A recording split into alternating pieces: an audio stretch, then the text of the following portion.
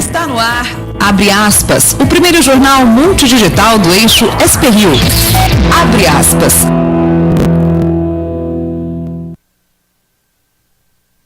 Olá, muito bom dia. Começando mais um Abre aspas, o jornal que tem transmissão simultânea com o Facebook da SPRIO+, junto com o Facebook do Jornal Vale. Hoje é quarta-feira, dia 24 de outubro de 2018, e aqui comigo nos estúdios o diretor de jornalismo da emissora, José Guilherme Ferreira, e o comentarista político, doutor Sebastião Domingues. Bom dia para vocês. Bom dia, doutor. Bom dia. Bom dia, Rodrigo. Bom, hoje é quarta-feira e nos destaques da edição de hoje você confere que nova pesquisa Ibope aponta Jair Bolsonaro com 57% das intenções de votos válidos e Fernando Haddad com 43%. Ibope em São Paulo, João Dória tem 53%, Márcio França 47%. Cidades do litoral norte de Campos do Jordão tem 1 metro quadrado mais caro da região. As informações da 5ª RM Vale TI, que prossegue hoje no segundo dia com uma feira voltada ao agronegócio. Os preparativos também para a semifinal da Taça Libertadores da América, com o Palmeiras entrando em campo, e o vôlei do Taubaté, que recebeu homenagens de estudantes lá na cidade. Esses e outros destaques dentro de instantes.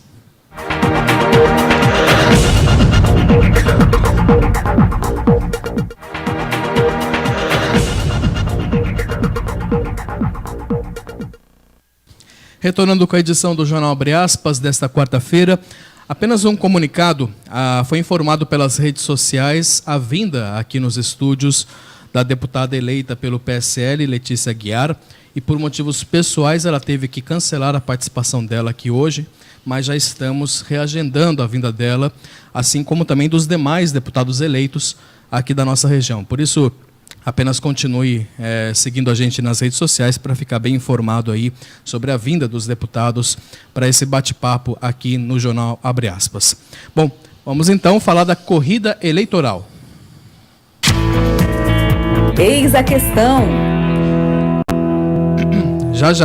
Já o comentário do José Guilherme Ferreira, mas antes nós vamos falar sobre o Ibope, que divulgou ontem o resultado da segunda pesquisa do Instituto sobre este segundo turno da eleição presidencial. O levantamento foi feito entre o domingo e terça-feira e tem margem de erro de 2 pontos, para mais ou para menos.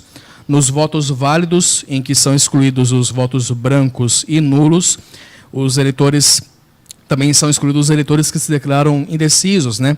Os resultados foram os seguintes. O Jair Bolsonaro, do PSL, tem 57% e Fernando Haddad, do PT, com 43%. Na pesquisa anterior, Bolsonaro tinha 59% e Haddad 41% dos votos válidos.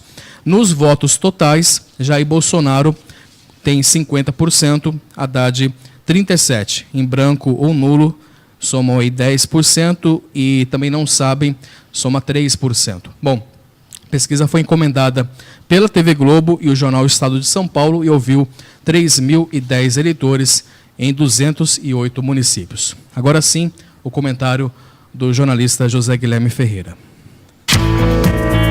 Eis a questão. Os números da mais recente pesquisa Ibope deram um fiozinho de esperança à candidatura de Fernando Haddad. Como vimos, Jair Bolsonaro continua bem à frente, com 57% dos votos válidos contra 43% de Haddad. Mas a pesquisa revelou uma ligeira oscilação em relação à pesquisa anterior, positiva para Haddad e negativa para Bolsonaro. Os índices de rejeição também se movimentaram a favor da candidatura petista. Há 3 dias das eleições, os petistas vão a campo com tudo. Dá tempo de virar? Os mais otimistas acham que sim. Ontem, no ato público no Rio, encabeçado por Chico Buarque e Caetano Veloso, o grito era justamente pela virada. Bolsonaro só tem o compromisso de administrar essa diferença.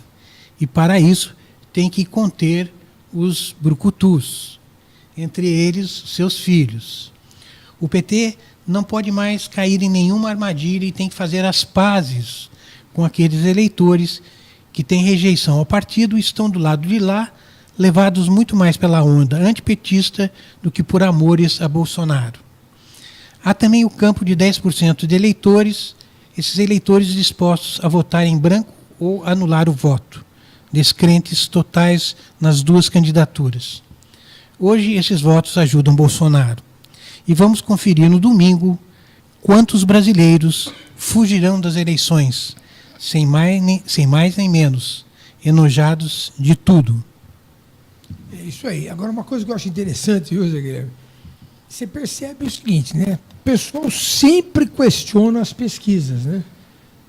Principalmente quando estão perdendo, né? Isso, quando é desfavorável. Pois é. E, por outro lado, né? Tanto o PT como o Bolsonaro estão dando com favas contadas ao resultado da pesquisa, e o PT, inclusive, diz que vai partir para a virada. Quer dizer, se ele parte para a virada é porque admite que está perdendo, né? É interessante esse comportamento do político em relação às pesquisas, né? Agora, com relação ao absenteísmo, historicamente é 20%, né? Quer dizer, então, a última acho que foi 25%. Deve ser em torno de 20% a 25%, que inclui, inclusive, os títulos falsos e também as pessoas mortas que não podem mais votar, né? Vamos ver como que vai ser dessa vez, se vai se manter, né? O Ibope também fez uma nova pesquisa para o governo do estado de São Paulo, né? Vamos então a esses números. Nos votos válidos, João Dória do PSDB tem 53%, Márcio França do PSB tem 47%. Na pesquisa anterior, Dória tinha 52%, França 48%. Nos votos totais, resultados tem João Dória apontado aí com 46% e Márcio França com 41%. Já vai aparecer na sua tela aí os votos totais, né? Em branco e nulo somam aí 11%, como aparece aí na sua tela. E não sabem, somam 3%. Também essa pesquisa também foi ouvida aí durante os dias entre domingo e ontem, né? Aí encomendada também pela TV Globo e o jornal Estado de São Paulo. Nesse caso aí, nós temos um empate técnico, né? Porque o Dória pode ter 50%, e o Márcio França também pode ter 50% dentro da margem de erro da pesquisa. E eu, particularmente, acho que o importante na pesquisa eleitoral é a linha do tempo. Quer dizer, como é que ela está evoluindo. Né? A tendência. A tendência, é isso aí. O mais importante que eu acho é a tendência. Quando a gente volta para trás e vê a eleição da Erundina, que foi surpresa, foi assim. A eleição do Jânio Quadros foi assim. Quer dizer, é importante ver a mesmo tendência. Aécio na última eleição. Também, né? Então, o importante é a tendência. Quer dizer, teoricamente, né, temos uma tendência de baixa do Bolsonaro, de alta do PT. Porém, a diferença dos dois é muito grande. Então, é por isso que se pergunta, né? Dá tempo? Eu acho que não dá, porque os analistas dizem que teriam que se converter 2 milhões de votos por dia. E um detalhe, né? Quer dizer, não é você tirar voto do Bolsonaro, é tirar voto do Bolsonaro e ganhar para você o voto, porque ele pode ir também para branco e nulo, que é uma tendência, né? E a mesma coisa em São Paulo. Em São Paulo, temos aí uma variação que mostra uma tendência de aumentar a distância do Márcio França para o Dória, né? Eu acho que o Dória, saiu também na pesquisa ontem, a intenção de votos para o Bolsonaro em São Paulo, em torno de 60%, acho que até mais que isso. Quer dizer, é uma esmagadora maioria vai votar no Bolsonaro. E o Dória está tentando surfar nessa onda do Bolsonaro para captar voto para ele. Ele quer subir nessa carona aí, né? É isso aí. Bom, ontem o jornalista Juremir Machado pediu demissão ao vivo de um programa da Rádio Guaíba, de Porto Alegre, no Rio Grande do Sul, após ser impedido de fazer perguntas ao candidato a presidente da República, Jair Bolsonaro. Candidato Jair Bolsonaro, muito obrigado por ter nos atendido, estamos sempre às ordens aqui e sucesso na sua campanha e sobretudo na sua saúde. Muito obrigado mesmo. Tá. Obrigado pela oportunidade, um abraço a todo o Rio Grande do Sul, muito obrigado pela votação que tive no primeiro turno. Um abraço a todos. Obrigado. Só a avisar os nossos ouvintes aí, né? O silêncio de vocês aí foi uma condição do candidato que queria conversar com o apresentador. Nós podemos dizer que o candidato nos censurou? Não diria isso. Não diria isso. Por que nós não podíamos fazer Não, ele não disse. Ele não sabe que vocês estão aqui. Ele apenas disse, eu dou entrevista só para você. Concedeu entrevista para o Rogério Mendes. Eu acho que isso aí não tem censura. Eu achei humilhante e por isso estou saindo do programa. Foi um prazer trabalhar aqui 10 anos. Para quem não conhecia a Rádio Guaíba, agora conhece a Rádio Guaíba com esse episódio. Que é aí. muito famosa lá, né? Quer dizer, eu acho o seguinte, se estava combinado, o combinado não é caro, né? Se esse foi o acerto, esse foi o acerto. Agora, você pode gostar ou não, né? Teve outra polêmica. No último sábado, o cantor Geraldo Azevedo, durante um show, acusou o general Hamilton Mourão, candidato a vice-presidente na chapa com Jair Bolsonaro, de tê-lo torturado durante o regime militar. Tal acusação foi repetida pelo candidato do PT, Fernando Haddad, durante a sabatina do jornal Globo. A acusação foi desmentida pelo candidato, pelo próprio Mourão. Um cantor que eu desconheço, chamado Geraldo Azevedo, me acusou de havê-lo torturado em 1969, ocasião em que ele teria sido preso durante o governo dos presidentes militares. Muito bem. Em 1969, eu tinha 15 para 16 anos de idade, cursava o primeiro ano do segundo grau e era interno no Colégio Militar de Porto Alegre. Hoje, em entrevista ao jornal o Globo, o candidato do Partido dos Trabalhadores, senhor Fernando Haddad, repetiu essa mesma asneira. Portanto, minha gente, vejam o grau de mentira, o grau de estupidez, o grau de incoerência dessas pessoas. Em nota, o artista Geraldo Azevedo pediu desculpas pelo que chamou de equívoco e também em nota divulgada pelo PRTB, que é o partido de Mourão, o candidato a vice, né, afirma que irá abrir processo pela declaração difamatória aí contra Geraldo Azevedo. Ao comentar o engano sobre o general Mourão, o candidato do PT, Fernando Haddad, disse que se solidariza com o artista, afirmando que quem passa por tortura está sujeito a esse tipo de confusão. Haddad ainda disse que isso não tira o fato de Mourão defender o torturador Carlos Alberto Brilhante Ustra. O fato concreto é que os dois lados produzem fake news, né? O problema é que essa fake news aí teve que ser desmentida pelo próprio candidato, né? Mais polêmica? Mais polêmica. Agora envolvendo o candidato ao governo do estado de São Paulo, João Dória, do PSDB. Um vídeo que circula na internet mostra uma orgia entre um homem e 5 outras mulheres. Segundo internautas, esse homem seria o candidato João Dória. Ao lado da mulher, o candidato se pronunciou nas redes sociais. Hoje eu vi um vídeo vergonhoso nas redes sociais, produzido por alguém que só quer o meu mal, o mal da minha família. Uma produção grotesca, fake news. Pedi a um perito criminal que verificasse estas imagens. Pedi também medidas judiciais, criminais contra os autores deste vídeo. Lamento muito que a campanha em São Paulo tenha chegado a esse nível de ferir a nossa família, de ferir um conceito que eu sempre preservei. Refuto isto com toda a minha energia. Peço desculpas a você pelo nível desta campanha em São Paulo. Não imaginei que, pelo fato de estarmos liderando a campanha, o Vale Tudo começasse principalmente neste nível nos últimos dias de campanha. Esse é só um trecho, né, desse vídeo. O vídeo inteiro está na íntegra lá no nosso Facebook. Em nota, o candidato do PSB, Márcio França, também se pronunciou, abre aspas, é lamentável que Dória nos faça essa acusação que chega a ser quase tão grave quanto a violência de que ele é vítima.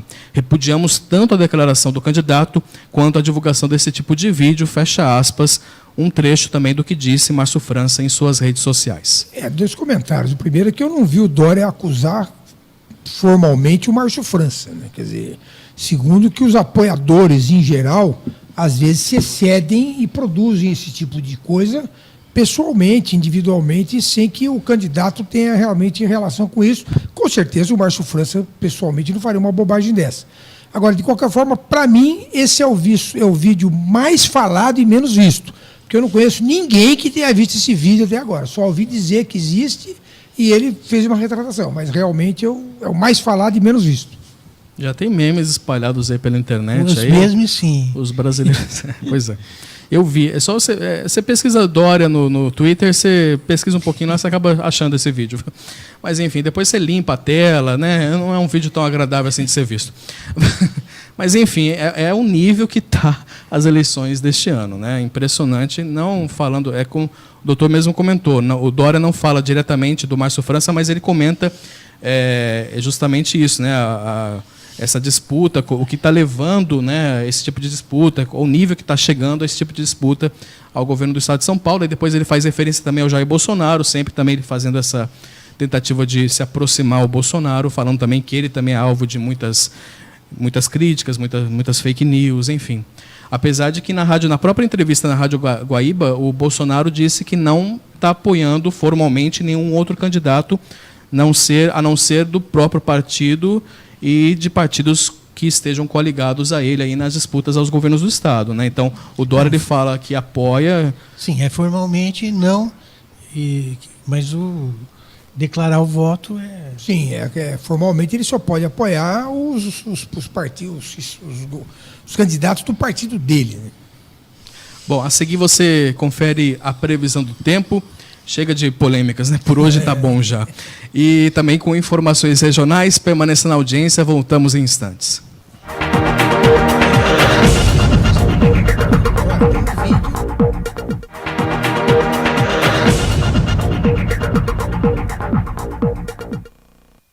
Retornando com o Jornal Abre Aspas, na edição desta quarta-feira, agradecendo a sua audiência, você que nos acompanha pelo Facebook da SP Rio Mais, também pelo Facebook do Jornal Vale. Teve um comentário aqui, Zé, da Aureliana Teixeira. Ela falou que conhece a minha mãe e a minha vovó Maria. Ela é de São Bento. Deixa eu mandar um abraço então para a Aureliana. É tanto parente que a gente tem lá em São Bento do Sapucaí, na região ali da Serra da Mantiqueira. Mas um abraço aí, beijos aí para a Aureliana Teixeira, que mandou um olá aqui para a gente nos comentários. E fora também o pessoal que está acompanhando pelo Vale, enfim, muito obrigado aí pela sua audiência, pela participação aí. Comente, deixe os comentários aí para a gente poder interagir durante essa manhã. Bom, vamos saber como é que vai ficar o tempo para essa quarta-feira com a meteorologista da Tempo Vale, a Camila Brasilense. Muito bom dia, Camila. Bom dia, Rodrigo Fernandes. Hoje o tempo fica bem instável aqui em São Paulo devido à passagem de uma frente fria pela região sudeste. Dessa forma, a previsão de chuva fraca a moderada isolada, principalmente durante a tarde e a noite. As temperaturas estarão em declínio hoje, com previsão de máxima de 22 graus no Vale do Paraíba e a capital paulista e 20 graus na Serra da Mantiqueira. O fim de semana vai ser com chuva fraca, temperaturas ficarão bem amenas e o sol vai aparecer entre muitas nuvens, diminuindo a chance de chuva no domingo. Camila Brasiliense, do Tempo Vale, para o Jornal Abre Aspas. Obrigado, Camila, pelas informações. Olha, notícias regionais aqui. 3 cidades do litoral norte e também Campos do Jordão têm o preço médio do metro quadrado para a venda do imóvel mais caro da região metropolitana do Vale do Paraíba. A diferença para outros municípios passa de 120%. A pesquisa foi feita na plataforma de inteligência em busca de imóveis, a Agente Imóvel, que monitora anúncios de imóveis colocados à venda. O sistema levantou preços de 68.500 imóveis em 10 cidades localizadas na região do mês de setembro. Segundo a plataforma, Ilhabela tem o preço médio do metro quadrado para a venda de imóvel mais caro da região, com R$ 6.032. O valor é 12,66% mais alto na comparação do segundo lugar, que é São Sebastião, que tem o preço médio aí do metro quadrado de R$ 5.647. Por sua vez, o preço de São Sebastião é 12,27% maior do que em Campos do Jordão, que tem valor médio de R$ 5.030 por metro quadrado, né, na venda do imóvel. O Ubatuba fecha essa lista. Está fechando essa lista aí dos 4 municípios mais caros do Vale do Paraíba, com um preço médio de R$ 4.984 o metro quadrado. A única falha nessa pesquisa é que ela se baseia naquilo que o corretor ou o proprietário acham que o imóvel vale, né? Porque efetivamente o ideal seria saber por quanto foi vendido, né? Que dá efetivamente o preço real de mercado. Para mim parece uma surpresa, Campo de Jordão está abaixo aí dessa cidade. O problema aí, Zé, eu estava pensando no assunto, é que o preço é médio, né? O preço médio, você pega o imóvel mais barato e pega o imóvel mais caro. O ideal seria talvez fazer a mediana, né? Que pega 50% dos preços para cima. Então, porque nessas cidades tem os bairros muito populares. Exatamente. E tem os bairros super luxuosos. Exatamente, né? Quer dizer... Só para só acrescentando aqui a informação, a gente colocou as 4 primeiras, né? Mas aí depois São José já vem depois na sequência. São José é a primeira cidade do ranking, depois esses 4 municípios que são municípios turísticos, né? Então depois São José aparece aí com o preço médio do metro quadrado para venda de R$ 4.362 na maior cidade aí do Vale do Paraíba, né? Por efeito de comparação, o valor de São José é 40,26% mais caro do que o preço médio do metro quadrado apurado em Jacareí e 55,73% acima do preço de Caçapava, que atualmente é o mais barato da região. Diferença grande para o Jacareí, né? Sim.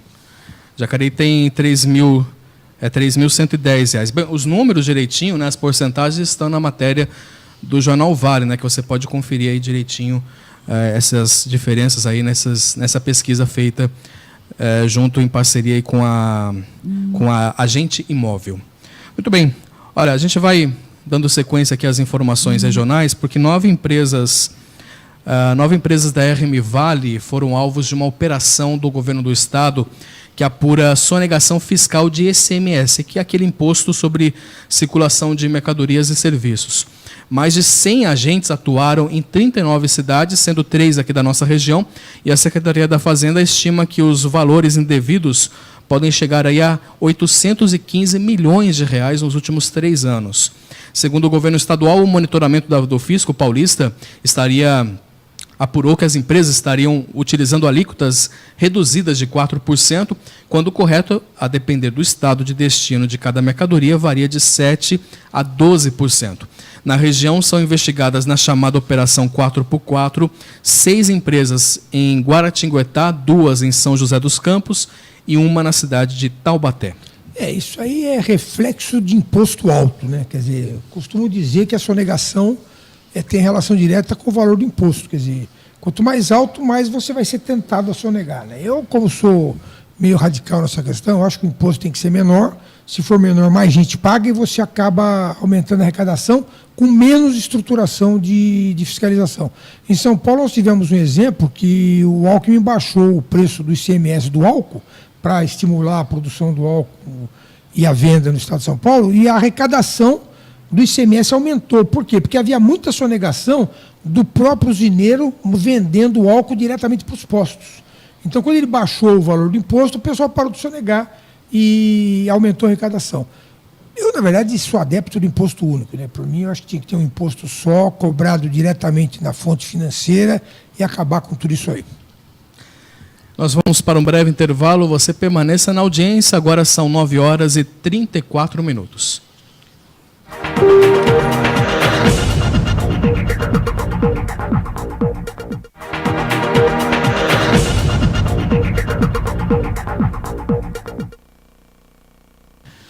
Retornando aqui com o Jornal Abre Aspas, na edição desta quarta-feira. E ok com a entrevista?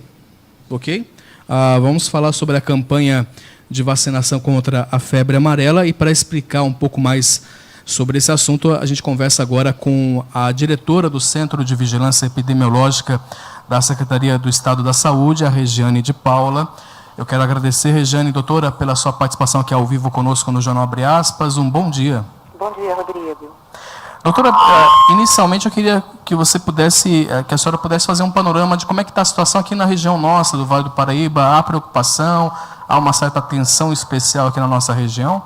Nesse momento, a gente não fala mais em campanha, Rodrigo. Então, nesse momento, a gente está fazendo uma chamada especial para o Vale do Paraíba, Litoral Norte, Baixada Santista, porque a gente tem a confirmação do vírus circulando em toda a Mata Atlântica. Então, é muito importante que as pessoas que não tomaram a vacina nessas regiões tomem, e também as pessoas que estão em todo o Vale do Paraíba e se deslocam para o Litoral Norte também tomem a vacina da febre amarela, que está disponível em todas as unidades básicas de saúde nesse momento.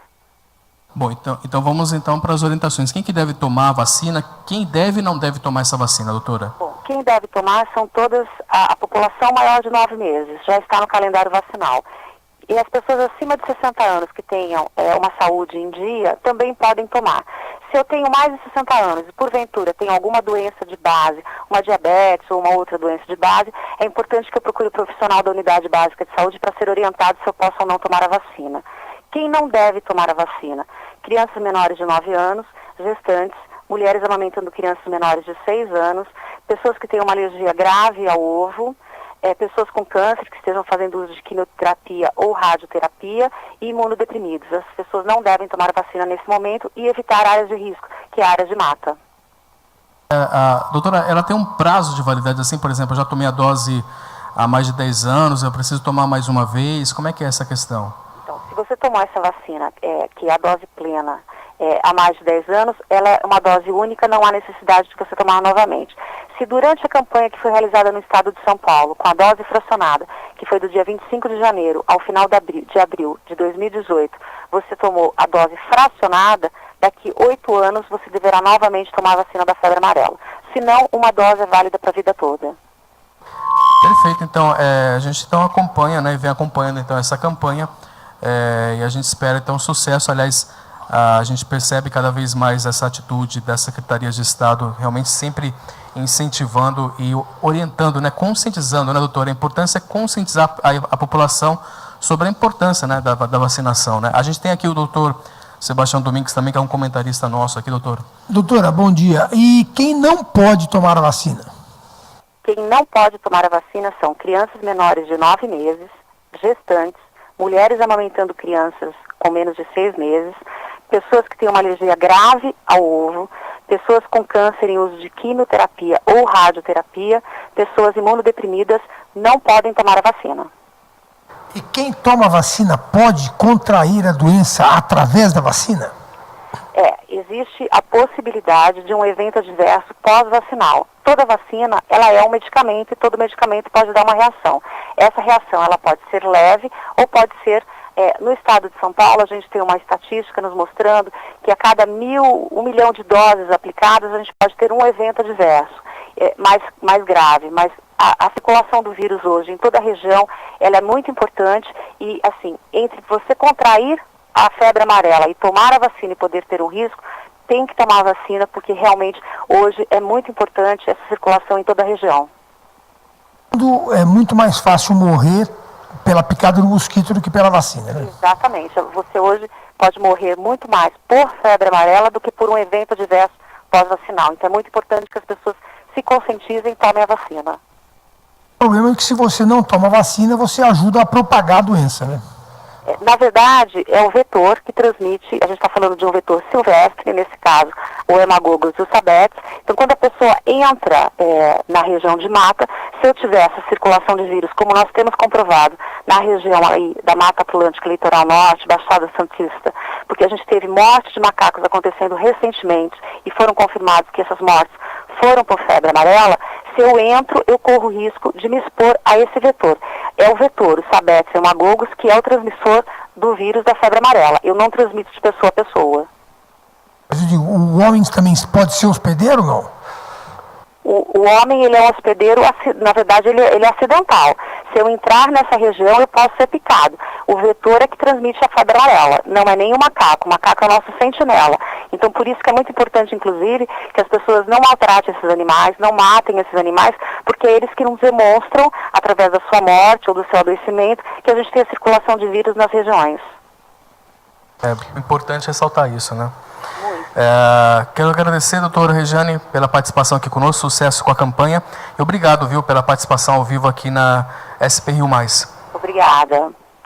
Vamos então com a diretora do Centro de Vigilância Epidemiológica de São Paulo, aqui da Secretaria de Estado de São Paulo, doutora Regiane de Paula, orientando e conscientizando a população, né, da importância da vacina e também, além disso, né, como a gente falou, não vão matar macaco por aí. Aliás, tinha uma época que estava se matando muito macacos com medo. Não, ele é o transmissor. Não, o macaco é o grande indicador de que há doença lá, o vírus se espalhando naquela região. Então não vamos matar macacos aí achando que eles são os responsáveis pela essa proliferação da febre amarela.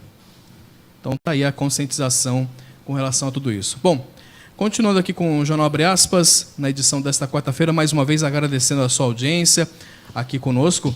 E a gente tem uma notícia bem interessante, que a gente está falando aí do acordo entre Embraer e Boeing, e a ANAC, a Agência Nacional de Aviação Civil, ela entregou ontem, e é uma notícia boa para a Embraer, a certificação aí para a Embraer para o KC-390, que é a maior aeronave fabricada pela companhia brasileira. Você vai ver imagens aí, com esse documento, a aeronave ela pode ser comercializada e operada em todo o território nacional. A FAB, que é a Força Aérea Brasileira, comprou 28 unidades e as entregas começam já no primeiro semestre do ano que vem. A corporação acompanha a fase de testes do avião para atender às exigências da aeronáutica. A Embraer tem negociações avançadas com o governo de Portugal para 6 modelos. A Skytech assinou a intenção para 6 unidades e há mais 4 países aí interessados em 26 outros modelos. Segundo a Embraer, o certificado da ANAC é uma etapa fundamental rumo à certificação militar, quando a aeronave irá atingir a capacidade operacional final, prevista aí para ocorrer no final do ano que vem. Esse avião é grande, eu já estive perto dele, e tem características importantes que vocês devem ter percebido aí, que ele levantou voo rapidamente, quer dizer, ele usa muito pouca pista e pode, inclusive, apesar de ser jato, ele pode descer em pistas de terra. E aí vem a história, né? Quer dizer, a Boeing é uma empresa enorme que tem ramificações no mundo todo, quer dizer, ela com certeza vai ajudar muito a vender muito desses aviões para a Embraer. Ontem teve a abertura oficial da 5ª RM Vale TI, aqui em São José dos Campos, uma feira e um congresso de tecnologia que ocorre até o próximo sábado, aqui no Parque Tecnológico. Ontem, na abertura, o prefeito de São José dos Campos, o Felício Ramute, fez uma palestra de abertura mostrando aí as inovações e o uso da tecnologia aqui na cidade. Aqui a gente consolida, na verdade, um trabalho feito pelo Parque Tecnológico, voltado à parte de TI. A RM Vale consolida esse trabalho, atraindo empresas de fora, trazendo visitantes, prefeituras, né, mostrando o DNA da nossa cidade e levando esses serviços de TI para o nosso país todo. Aqui a gente tem muita coisa boa sendo feita. Acabamos de visitar Incubadora, não é uma empresa que nasceu aqui na Incubadora, hoje faz um sistema de simulação para tratores agrícolas, nasceu aqui em São José. Então aqui no Parque Tecnológico a gente desenvolve soluções inovadoras, agregando tecnologia para o dia a dia, para melhorar o dia a dia do cidadão. Hoje é o dia das cidades inteligentes, né? Amanhã é um outro tema, é o agro, e depois de amanhã nós temos o tema do varejo. Então é interessante que a feira se dividiu em temas para que as pessoas de interesse venham justamente no dia que tem maior afinidade com aquele tema. Para nós, para mim como prefeito, eu que já fui programador de computador, gosto muito da área de TI, de tecnologia, é muito bom ver a feira cada dia mais forte, né? Trazendo não só empresas aqui da região, mas de várias regiões do país, expondo seus produtos e levando suas soluções para São José e para todas as cidades da região. Já superou, né, o número de participantes do ano passado.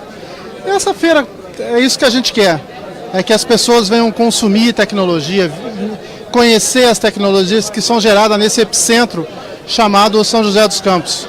A gente está aqui recebendo gente do Rio Grande do Sul, de Fortaleza, ou seja, o Brasil está vindo para São José para conhecer isso que a gente faz aqui no nosso dia a dia. Essa feira aí nós está se configurando, né, porque é a 5ª vez já, como um grande momento aqui, onde as empresas que trabalham nessa área de tecnologia da informação e comunicação, especialmente dentro dessas novas metodologias inovadoras, elas têm a oportunidade de entrar em contato com usuários, consumidores de tecnologia. Isso é uma missão do Parque Tecnológico. Nos vários setores em que ele atua, você criar ambientes não só de incorporação de novas tecnologias e novos métodos nessas empresas, mas também que permitam a ela ambientes de mercado, para elas se inserirem no mercado. Então esse é o objetivo dessa feira, está cumprindo esses objetivos. No ano passado, para você ter uma ideia, nós tivemos aqui 2.000 participantes nos 3 dias. Esse ano, já de inscritos, nós temos 2.000. Então eu acho que vai atingir uns 3.000 pessoas. Ontem a feira foi voltada para cidades inteligentes e hoje ela será direcionada para o agronegócio e também para soluções inteligentes para o produtor rural. E nós já encontramos por lá, né, novidades para facilitar a vida do campo e também trazer mais investimentos. A gente está vindo aqui com a Optimus GIS apresentando um sistema de logística que visa justamente você poder planejar ótimas rotas para você otimizar os recursos utilizados durante o percurso e os recursos na parte das frotas, né? Então você consegue fazer o planejamento, você consegue monitorar. Isso a gente fez para a parte de logística mesmo, uma dos maiores players de logística aqui do mercado brasileiro, e estamos trazendo isso para a parte de agronegócios, que é o nosso intuito hoje.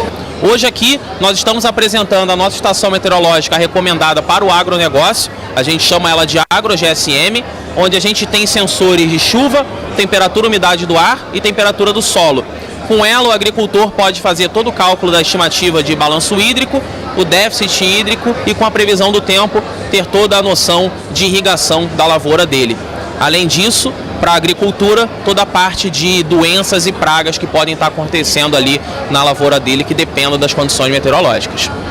Os agricultores, eles estão conscientes, estão cada vez mais buscando esse tipo de tecnologia? Estão sim. Inclusive, já fazendo um ponto muito positivo aqui da feira, no ano passado a gente conseguiu o primeiro projeto para implantar a nossa Fazenda 5.0. Então acredito que isso já esteja mostrando aí para o mercado o interesse dos agricultores da tecnologia para melhorar a produtividade deles. Primeiro dia de feira, qual que é a expectativa? Olha, o primeiro dia de feira é principalmente para as prefeituras. A gente quer apresentar às prefeituras os nossos sistemas de alarme sonoro e como a gente trabalha também em outras prefeituras do Brasil, como Rio de Janeiro, Blumenau e Salvador. A gente espera fazer um trabalho bem bacana com as prefeituras aqui da região também. São vários expositores ali durante a feira, acontece também um congresso, né? E a gente viu, pelo menos ontem, no primeiro dia, já várias prefeituras também de outros estados acompanhando também as novidades aí, tentando também negociar ali com os próprios expositores. Enfim, é um cenário ali que acaba gerando uma rodada de negócio ali, de networking, enfim, muito importante para as prefeituras também acabarem se utilizando dessas novas tecnologias para a administração pública, né? É uma das vantagens. São José cada vez mais se firmando como um polo de tecnologia, né? A programação completa da feira se encontra lá no site, né? rmvaletI.com.br.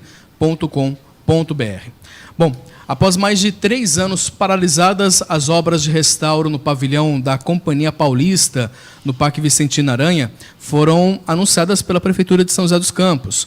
O processo de restauração do prédio iniciou em março de 2015, mas foi paralisado em abril do mesmo ano. Na época, a Prefeitura havia alegado que o impasse estaria na liberação de recursos do Ministério do Turismo. De acordo com a Prefeitura, o restauro das edificações irá possibilitar a ampliação das atividades culturais e a preservação da história de um dos mais importantes patrimônios aí do Vale do Paraíba. Segundo o prefeito Felício Ramute, as obras devem iniciar na próxima semana e o trabalho de recuperação tem prazo de 10 meses e será executado por uma empresa chamada de Sarazá Conservação e Restauro. A obra custará em torno de R$1 milhão. Vamos falar de esportes?